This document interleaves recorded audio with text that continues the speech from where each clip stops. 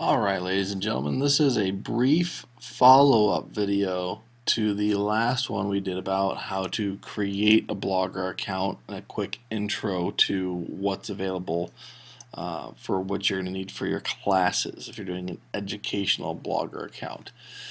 What this video is for, it's not going to be extensive or fairly in-depth. I'm sure you can find videos that are much more in-depth about the topic, but we're going to focus on customizing your blog. So if you have the opportunity, your teacher gives you the go-ahead to customize your blog, I'm going to show you how to do that. So first thing we're going to do, once you've signed into Blogger, you're at your dashboard. That's that familiar place we're going to start out with. You'll notice I've still got my blog from the last video up here on the screen. So what I'm going to do is I'm going to click the title of my blog, and it's going to take me to the overview page that we saw before. On the left hand side at the bottom there are three different choices: layout, template, and settings. I'm going to go to layout or template because I like the way that gets us where we're going. You could jump straight to layout, but we're going to go with template so you can review the template you picked and make any changes that are necessary. So when I click template, you'll notice we have the 7 templates that we saw earlier. If you pick one, you can preview it, you can apply it to your blog, but what we're going to do is we're going to leave whatever's up there up, and we're going to click customize, the big orange button, customize. And what this does is it brings us to the Blogger Template Designer, so it gives us a lot more options. And you'll notice at the top we've got templates, background, adjust widths, layout, and advanced.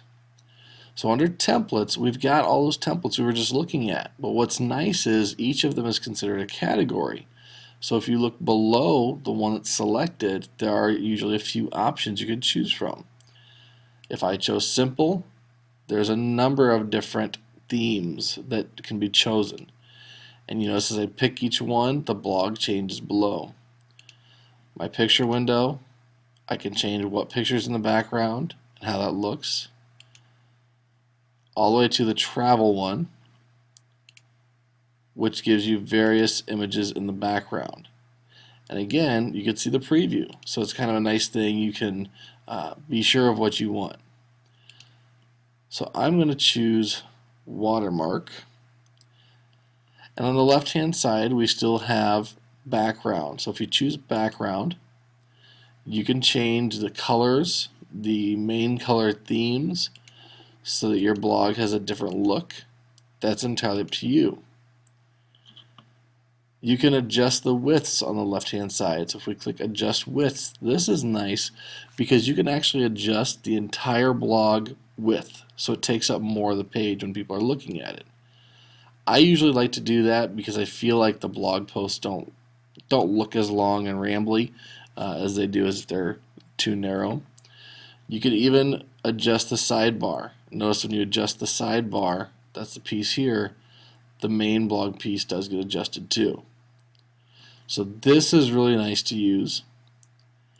The next one is layout. So if you choose layout, you have a number of different body types and footer types for your blog. It looks just like the little sample you have there. So if you click on one, so I clicked on the one with the 3 off to the side, below I've got my title bar just like it shows, I've got my blog area just like it shows, I've got a gadget, and this is blank but another gadget could go there just like this shows.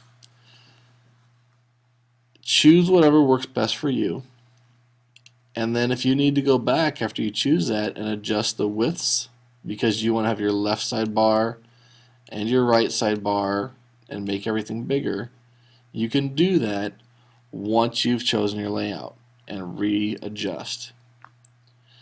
The advanced settings, if we jump down to advanced, here you can actually change the text in different areas.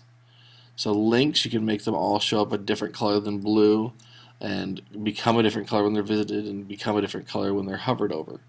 So there's a lot of stuff in the advanced that you can play around with. You just have to be patient enough to go in and take the time to change all the fonts and have some consistency and make it look good. We're going to go ahead, at this point we're going to click apply to blog or back to Blogger. It depends on what you've done and what you're comfortable with. But this is a place to come back to change that design and make it what you want. I'm going to choose back to Blogger, and I'm going to leave the page because I'm not saving any changes. And now we're pretty much ready to go. Now, one other thing you could do, if you click on Layout on the left side, Layout, we'll close this box, but it gives you that same layout image we had looking in the designer area. But I like this because it's bigger on the screen, easier to see. You can add gadgets to your blog. Gadgets could be anything from a +1 button for Google to your most popular posts in a list or a cloud. You could have the pages of your blog, because you can do static pages. You can have them listed on the side or along the top. So you can sift through these, but just realize if you're on your school's domain, there might be some blocked for security reasons, just to keep the school computers and you safe. Usually the Google created or Blogger created are going to be your safest ones. So gadgets are helpful. Say I pick my pages one. I can change the title on it, change what pages to show in the order, and click Save. What that'll do is add it to the screen right where I said I wanted to add the gadget. So here's Pages, Blog Archive, and About Me. All I have to do is click and drag, and it rearranges for me. If I want to edit an area, I click the little edit button and I edit what I need. So the layout screen can be very helpful for putting things on there. Text boxes if you want to put a message, visitor counters, things of that nature. So use it at your discretion and your teacher's allowance if he or she says you're allowed to use gadgets and customizations. But that's a quick introduction. If you're looking for more in-depth tutorials, there's good stuff on Google, there's good stuff with Atomic Learning. You could always go to YouTube, but this will get you started, and I encourage you to play around a little bit before you give up or just have somebody else do it for you. Take your time, try it out, ask questions. You'll do a great job and create a beautiful blog. Good luck and enjoy.